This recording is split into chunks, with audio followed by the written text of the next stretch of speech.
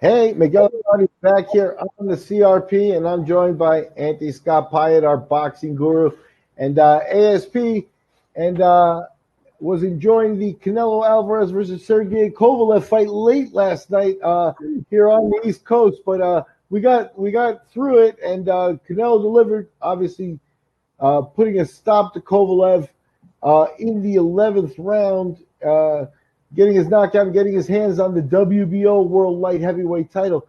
ASP, how you doing? Man, I'm doing great. It was a late night. Plus, we had the fall back with the hour change, and then we had hey, we're going to get into some interesting betting stuff. How to turn a betting line to favor you. I want to make sure people stay tuned for that. The DAZN delayed their thing an hour and a half to make things even later, while they waited for the UFC to finish. A little bit of controversy there, both good and bad for boxing fans. We'll get into that, and we'll get into some headbanging, some cuts, some bleeding. Yikes, look out. And a backstage fight between Broner and Gervonta Tank Davis. We got plenty to cover here, and I'm pretty excited about some of this sort of new betting lines we've been talking about the past couple of weeks. So let's go ahead and get right into it. Canelo center stage yesterday again. Obviously, Golden Boy never tires of telling you he's the number one draw in boxing right now. And, you got to say he's up there, right? So Sure. A lot of eyes, the world looking at it. He's taking on Sergey Kovalev. This is one of those, double-edged sword kind of things, Kovalev, obviously, he's moving up two weight classes. So Kovalev, a decorated champion, two weight classes up, had a situation where, he's known for his power, the crusher, and that sort of stuff. So, it had the veneer of a challenge. However, Alvarez, at this point, 50 plus wins, over 50 fights in his career, still young. He's really, become very good at identifying guys that work with his style here. And, Yes. So it's a very interesting fight here. And I thought that Alvarez was going to pull it off. And, it turned out to be a little bit harder work than he expected. Kovalev came to fight, but at the end of the day, Kovalev really hasn't been the same since the Ward fights and, on the plus side of 35, right? Absolutely right. And Ward is what I was thinking of going into this fight, too, in that I don't necessarily compare Ward and Canelo as real similar fighters, but as they match up with Kovalev, they can a couple of their strengths play well defensively to not get hit by Kovalev, and then some of the way they throw punches from a tight position is good against Kovalev. So that some of the similarities between Ward and Canelo were to Kovalev's disadvantage, I believe. And because of that, and let's get right to some of the betting lines, we had Canelo going into this a negative 485. So if you bet $100, you got about $20 out of the deal. You get your 100 back in $20. That wasn't good for me. I didn't want to make that bet. But as I mentioned, we got, legal gambling in Indiana now on the sports bets. We can go online and find these little micro bets and different twists and turns. And I found that if you picked Canelo by TKO, KO, or DQ, in other words, to knock him out, all of a sudden Canelo became a plus 195 because Vegas thought it was twice, unlikely for that to happen. And I thought, well, here's why I think it will happen. Canelo fights just enough like Andre Ward.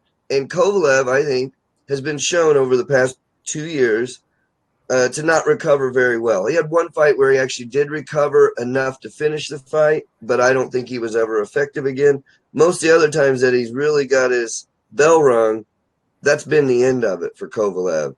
And if one thing about Canelo, he's can be defensive, he can be cautious, he can be patient, but when he hurts a guy, he can throw bombs. So I figured if he gets Kovalev hurt, he's not going to hesitate. The next punch is going to follow.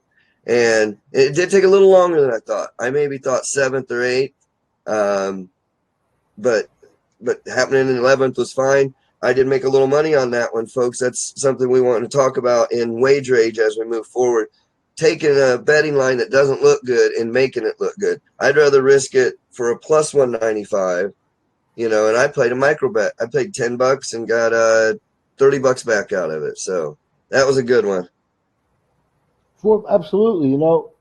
How was the rest of the card for you? Were you into the undercard as well? Yeah, there was a couple of fights on the other undercard. Ryan Garcia was a real similar bet that we also won. He was a negative 500 maybe, something like that. We turned him into a plus 115 by expecting Garcia to knock out Romero Duno. Now, Romero was undefeated and never been knocked out, of course. Maybe he had lost one but wasn't knocked out. I don't. And let me double check that, folks, so I'm not telling you any fibs. Yes, Romero was 21-1, 16 knockouts. Ryan Garcia was 18-0 with 15 knockouts himself. So we sort of thought, well, again, the money's not on Ryan Garcia. We expect he's going to win. But here's the two reasons. I told you why I thought Canelo would knock him out. Here's why I thought Ryan would knock him out. And this is a fairly interesting thing. If he can win this fight, the word is that he's got the biggest contract in boxing coming up. I think it's going to be 7 fights, $100 million contract for 7 fights.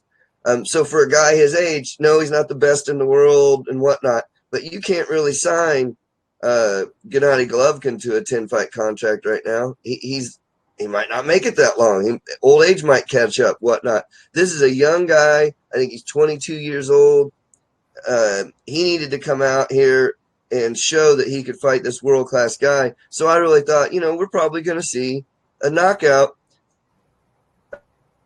In the odds on that at plus 115. So we won that one too as well. Earlier in the card, Evan Holyfield made his professional debut, one of 11 kids of Evander Holyfield. Younger fellow yet again. Kind of a bad stoppage, but he was dominating that. It took about all of 45 seconds to run over a fella named Witherspoon. Nick Winstead, Winstead. It just ran him over. Ended up on the ground. The kid wasn't going to have a chance, but he wasn't hurt. He popped up within a second and was ready to fight. You let the guy go out on his shield. Bad stoppage there. It's sort of a night of stoppages. Bad stoppage there.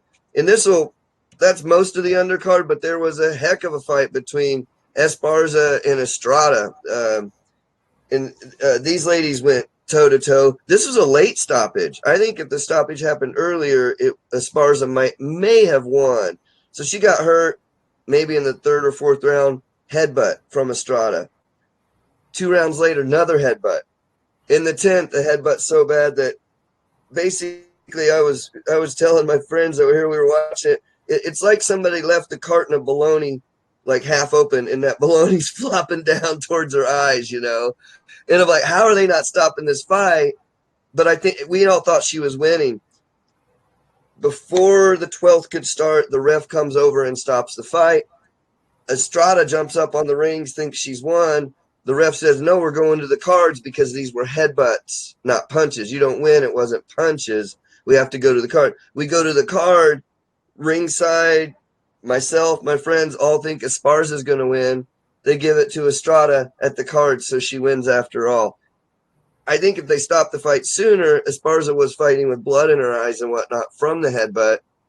Really, this is one where the fight should have been stopped. Of the 3 stoppages tonight, this one should have been stopped sooner, I really believe. By the way, new 3-minute rounds for women, the first time I had seen it. I don't know if it's the first time officially. I think it's the first time it's been on a big card, such as a pay-per-view or the zone. 3-minute rounds for the women. And I think it does play into it because when you get someone hurt and you have that extra minute to bash somebody up who's already stumbling, you're going to – now that these were from headbutts, but still she was beaten on that cut, and that extra minute surely made a difference. What did you see at the books and online? Are you getting bets like for Estrada Esparza as well?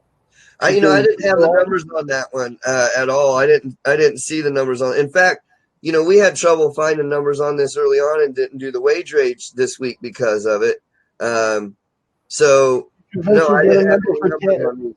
Yeah. Did you eventually get a number for the Holyfield debut? No, they didn't. They through my books, they never put a number up for Holyfield, the Esparza fight. they did put up Katie Taylor, who was a little earlier in the day. They put up Katie Taylor, Ryan Garcia, and the Canelo one, and that's all they put up. So it was sort of limited, and that is something I'm going to have to look into about getting a secondary, a book that goes a little deeper, so I can, because a lot of my picks are on the lower level fights. You can have a lot of fun with those. So, but as we say, we turned Canelo from a negative 485 for just a win to a plus 195 for a knockout, and we got paid. So it works still. Yep, that's the way it goes. And we'll be back this week here with Wage Rage, for upcoming fights. I believe we've got Tyson Fury stepping up here in a relatively short order. So please join us. Hit like, subscribe. Hey, let me mention a couple things before we go, though. Yep, go ahead, I didn't want to forget just a couple of interesting notes on this.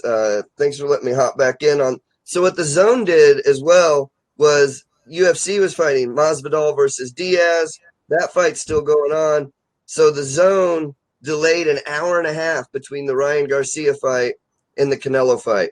So that's bad if you're a boxing fan and you're just watching. If you're a two-sport fan, I had the fight on for some friends here, and we watched on different screens. So for us, we could watch the UFC, but we did notice, boy, they're taking forever. They've sung the national anthem of Russia like 3 times and whatnot. But so it was, it was bad.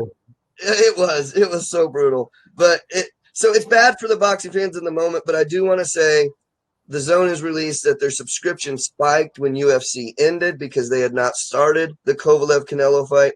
With those new subscriptions, you can afford to pay a guy like Ryan Garcia his $100 million contract for 7 fights. You can afford to keep Canelo, get other people. Maybe you can bring in some of these heavyweights. Deontay's sort of been a free agent. Maybe you can at least get him for a fight or two.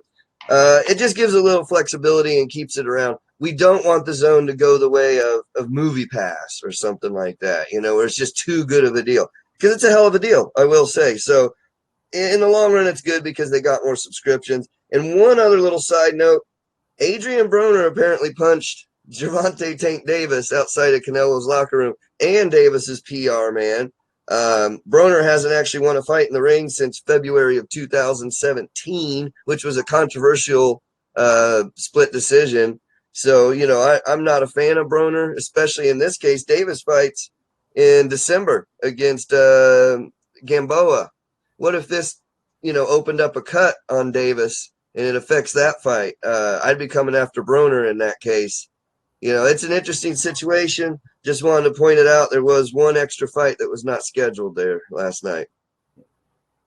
Nobody ever described that fight in any of the media as a meeting of the minds.